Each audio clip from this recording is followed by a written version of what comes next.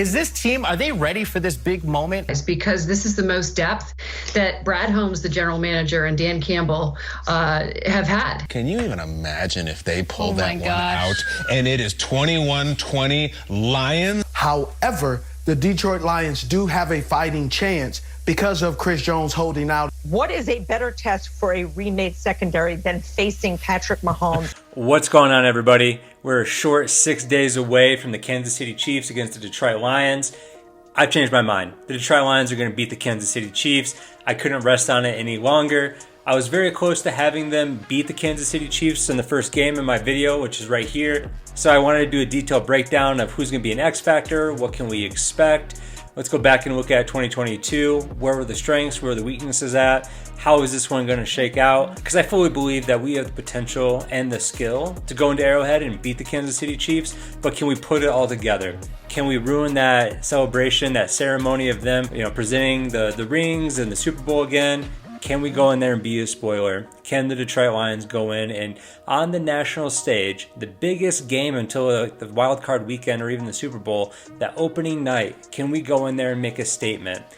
If we do, if the Detroit Lions go in there and win that game, all bets are off. The hype train will leave the station. We're done, all right? So can we go in there? Can we get it done? Even if we make it competitive, I'll be happy. I'd hate for a blowout. We lose by 30 points. I don't think that's going to happen. Both teams are, for the most part, which I'll go into at full strength.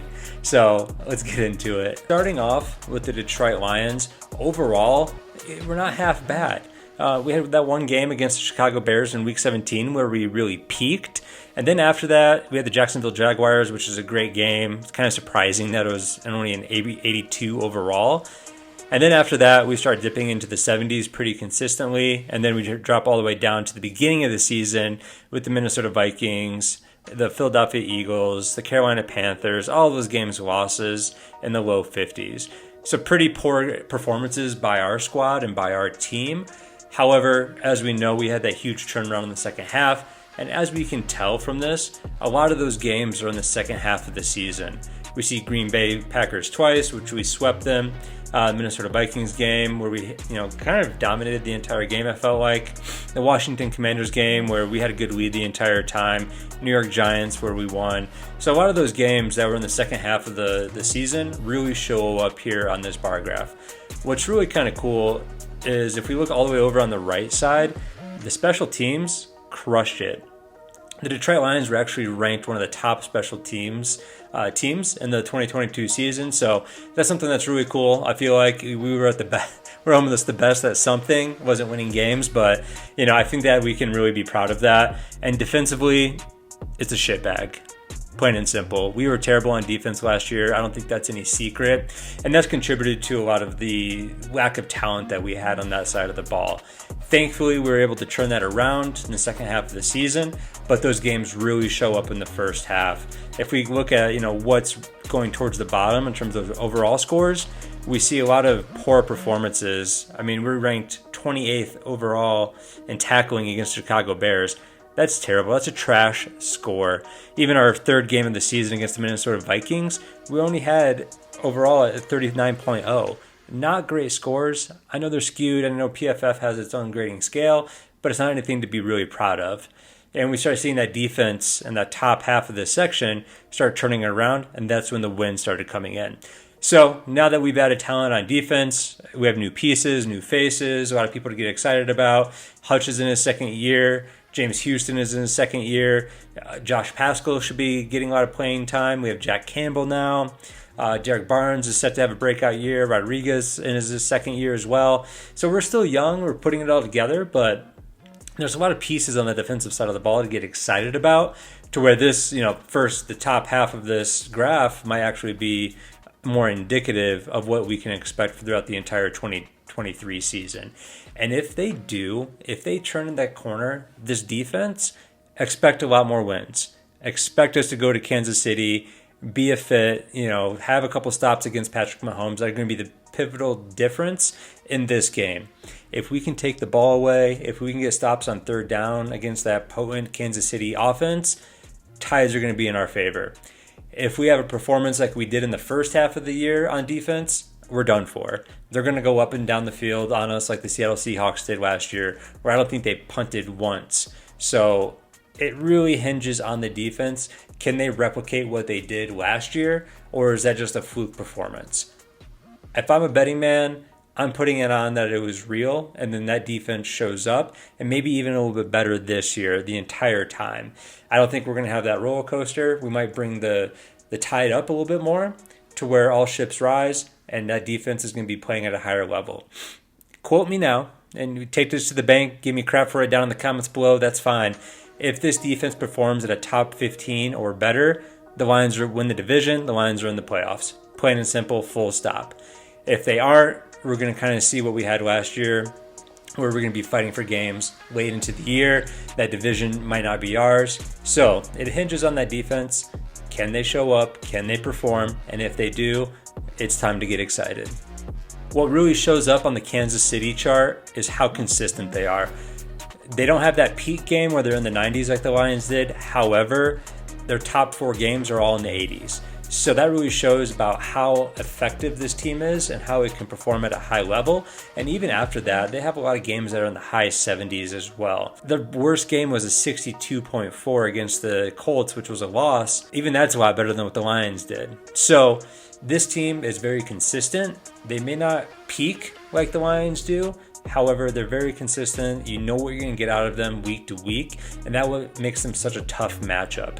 You have Mahomes, you have Kelsey, you have Petro came on last year, Jerick McKinnon. They have weapons galore. They have Sky Moore out of Western Michigan. Guys who can catch the ball, guys who can run it with it. So this offense, it's always going to perform. Not to mention, they had a huge overhaul in the offensive line about 2 years ago. And so they have a good offensive line as well. So offensively, as we all know, they're stacked. They have Patty Mahomes. We know what they're going to do and what they're going to be. What we can exploit, and I think like where the Lions might thrive, is getting after their defense. Their defense was a little bit up and down last year. Some games in the 50s, the 60s, the low 60s. They were kind of all over the place. So what defense are we going to get from Spagnuolo? Is it going to be that aggressive defense? Are they going to be kind of mismatched? Are they not going to be knowing what to do? Are they not going to be knowing what to do? Or is it going to be that playoff Chiefs defense where they just flip a switch and turn it on? I don't know. We'll see. They're playing at home. They're getting their Super Bowl rings. It's going to be a super exciting night for them, their fan base, all their coaches, their team members. So they might come out hyped, or they might come out a little flat-footed. I'm hoping that they come out flat-footed because the Lions have weapons that can exploit this defense. The Chiefs have a great middle linebacker. Nick Bolton, I believe his name is, went over for 100 tackles last year. Super athletic guy. They have McDuffie as a cornerback. They have a lot of nice little pieces on the defensive side of the ball that can prove to be a fit for the Lions. The big cog in their defense, that big man up front, Chris Jones, is still holding out. Thank the Lord. Thank goodness. Hopefully holds out to week 2 for all I care. Even if Chris Jones does come back and signs a big contract, I don't expect him to play much, if at all, on Thursday night. He might be on a pitch count if he does come back, but I don't expect him to have much impact, which is a huge win for the Lions. Getting rid of that monster, that beast in the middle of the defense is going to open this game up. It's going to open it up specifically for my first X factor, and that's David Montgomery. We haven't seen a whole lot from him. We haven't heard a whole lot from him out of training camp. And I almost think that was intentional by this team, by Dan Campbell and the Lions. They want him to come out fast, hard, and explosive. If Chris Jones is not in the middle of that defense, expect the Lions to run early and run often. We're going to want to play keep away from the Kansas City offense. We're going to hold on to that ball, have long, sustained drives. Think like 5, 6, 7 minute scoring drives from the Detroit Lions. That way, the Mahomes and the Kansas City Chiefs aren't going to see the ball as much. They're going to feel a bit of pressure. They're going to want to score quick and fast. And that's when you cause mistakes. That's when you get the turnovers on the defense. And also, the more you run the ball, the more rested your defense is going to be. So instead of this turning into a track meet, both teams going up and down the field like we saw back in 2018 when Jared Goff and the Kansas City Chiefs faced off last time. I think that game was like 51-54, something crazy like that, a transcendent game. This one might be a little bit more of a slog, and I think the Lions want it that way. They want to pull the Kansas City Chiefs out into the abyss with them. We're going to pull you out into the ocean, and we're going to drown you. And you know what? We're going to come out on top. So expect David Montgomery to go off, expect him to get fed, and then expect Jahmyr Gibbs as well to be sprinkled in there. We're going to want to run this ball, play keep away, and then hopefully we can score touchdowns and put this game away. So expect Ben Johnson in this offense to play keep away, have those long drives, short throws with yard after the catch potential.